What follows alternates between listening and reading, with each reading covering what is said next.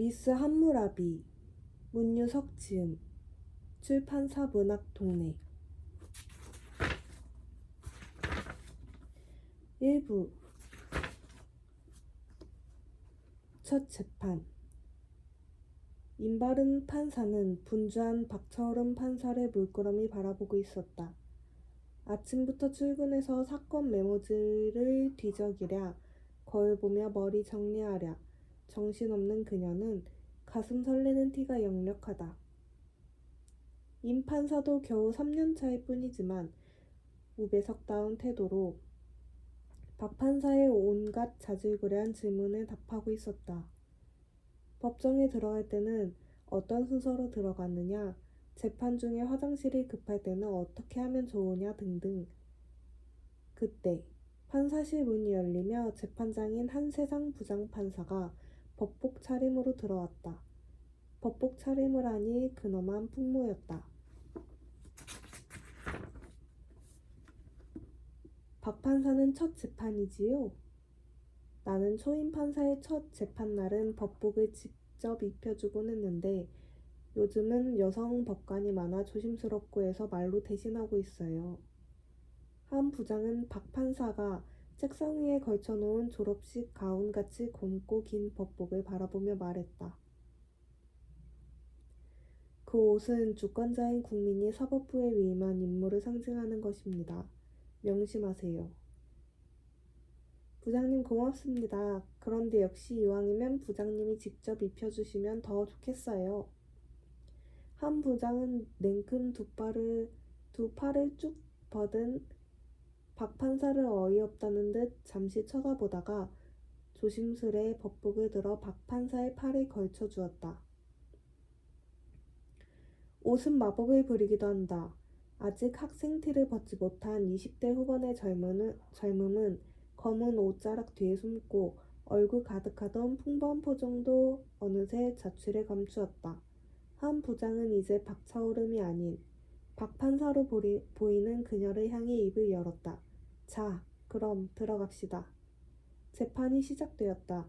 박 판사의 긴장이 임 판사에게까지 전해졌다. 숨도 못 쉬는 듯 했다. 재판부가 바뀐 후에 첫 재판이라 분주했다. 계속 진행해야 할 사건도 많았지만 그동안 제출된 증거를 토대로 어어서 판단해주기를 바라는 사건도 적지 않았다. 장사하랴 사업하랴 시간이 돈이라 재판이 늦어지면 손해가 막심한 사람들이다. 한 부장은 변론을 종결하고 판결 선고 기일을 지정하기 시작했다. 자, 그럼 결심하고 선고 기일은 원 피고의 변론을 마친다는 의미의 결심이 재판장 입에서 나올 때마다 본격적으로 바빠질 배석 판사들의 가슴은 철렁한다. 임 판사는 법정을 둘러보았다. 방청석 맨 뒷줄에 앉은 고등학생들이 소리를 죽여 수군거리고 있다. 재판을 방청하러 온 학생들이다. 보나마나 왜 판사가 망치, 법봉을 땅땅 내려치지 않느냐며 놀라고 있을 것이다. 우리나라 법정에는 법봉이 없다고 얘기하면 다들 놀라곤 한다. 법원 경위가 학생들에게 다가가 조용히 하라고 주의를 준다. 임 판사 재판부를 담당하는 법원 경위는 젊은 여성이다. 크지 않은 체구지만 우습게 봤다가는 큰일 난다. 태권도 3단, 합기도 3단에 또 뭐가 몇 단이었더라. 재판이 마무리될 무렵 한 부장이 사건 번호를 부르자 머리가 희끗희끗한 변호사가 일어나 앞으로 나왔다. 바짝 긴장해 있던 박 판사는 변호사를 보자 반가운 기색을 하며 머리를 살짝 숙여 인사를 했다. 힐끗 이 모습을 본 한 부장은 못마땅한 기색으로 들고 있던 사건 메모지철을 법대 바닥에 탁탁 치며 마른 기침을 했다. 임 판사는 아차 싶었다. 초임 판사가 흔히 하는 실수 1호에 대해 주의 주는 걸 깜빡했군. 재판을 마친 후 한 부장이 내뱉었다. 박 판사 그 옷을 입은 의미를 전혀 모르고 있구만. 그러곤 휙 부장 판사실 문을 닫고 들어가 버렸다. 박 판사는 어쩔 줄 몰라하며 임 판사를 쳐다보았다. 부장님 말씀이 무슨 뜻이죠? 제가 뭘 잘못했나요? 박 판사님, 아까 아파트 재건축 조합 사건 시공사 측 변호사에게 인사하셨죠? 아는 분인가요? 네, 연수원 때 교수님이셨어요. 정말 훌륭한 분이세요. 박 판사님, 방청객이 시공사 측과 죽자사자 싸우고 있는 아파트 조합원들이 20명 가까이 있었어요. 바뀐 재판부 판사가 상대방 변호사에게 법정에서 개인적으로 아는 척 하는 걸 보면 어떤 생각이 들겠어요? 박 판사는 고개를 푹 숙였다. 그러네요. 이 옷을 입은 이상 교수님과 제자가 아니라 소송 대리인과 재판부인데. 평소에 그녀와 달리 너무 의기소침해진 것 같아서 임 판사가 덧붙였다. 처음에 흔히 하는 실수니까 앞으로 조심하면 돼요. 임 판사는 속으로 생각했다. 첫 출근 날의 대활극에 비하면 이 정도야 뭐. 열흘 전 첫 출근 날, 임 판사는 지하철 2호선에 앉아 자꾸 두근대는 가슴을 달래고 있었다. 새로 소속된 재판부 때문이다. 더 정확히 말하면 소문난 벙커. 같이 일하고 까다롭고 어려운 재판장을 뜻하는 법조계 은어인 부장님 때문이 아니라 초임 발령을 받아 부임하는 좌배석 판사 때문이다. 결코 흔하지 않은 이름. 설마 그때 그 아이가 맞을까? 중학교 3학년 여름방학 그때? 정독 도서관에서 내내 책을 읽던 여름방학. 그 햇살 눈부시던 날의 감각이 밀려온다. 낡은 책 냄새, 창가로 불어오는 바람, 삐걱대는 걸상소리, 그리고 피아노 소리. 라벨에 죽은 왕녀를 위한 파반이다.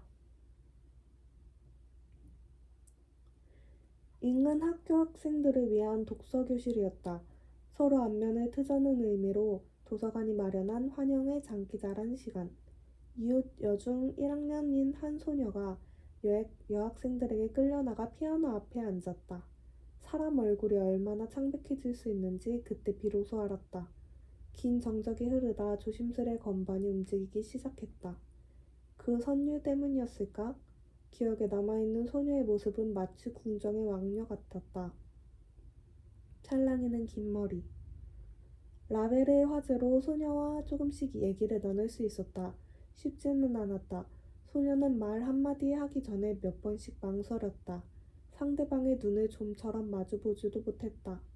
얘기하다가도 누군가 우연히 어깨를 치고 지나가기라도 하면 화들짝 놀라 죄송해요 하며 꾸벅 머리를 숙이곤 했다. 방학이 끝나가고 매미 소리가 한창 시끄러워질 때쯤에야 조금씩 속 얘기도 들을 수 있었다. 피아노 레슨을 받는 게 죽도록 싫다는 거다. 왜? 피아노 좋아하잖아. 한참의 정적. 자꾸 입을 닫아버리는 소녀 앞에서 그는 상급생의 권위를 동원하여 채근한 끝에 겨우 몇 마디를 들을 수 있었다.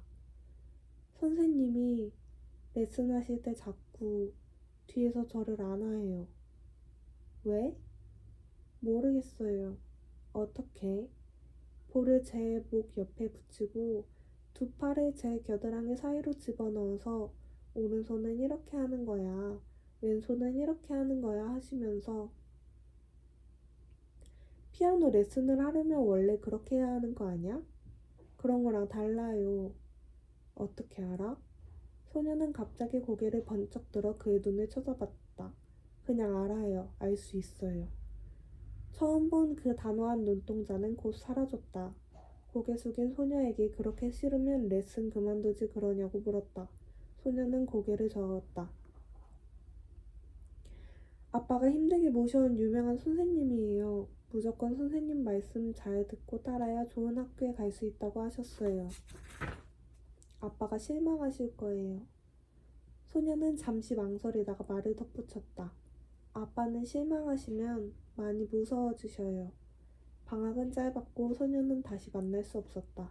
법대에 가고 고시 공부를 하며 아주 가끔씩 그날 느꼈던 무력함을 생각하곤 했다. 지하철 안에서 중학생 시절을 회상할 평화는 잠시뿐. 환승역에서 사람의 파도가 들이치고 이제 객차 안은 사람도 쪽파처럼 한 단씩 묶을 수 있다는 것을 보여주기 시작했다. 숨쉴 공기가 옅어지고 있었다.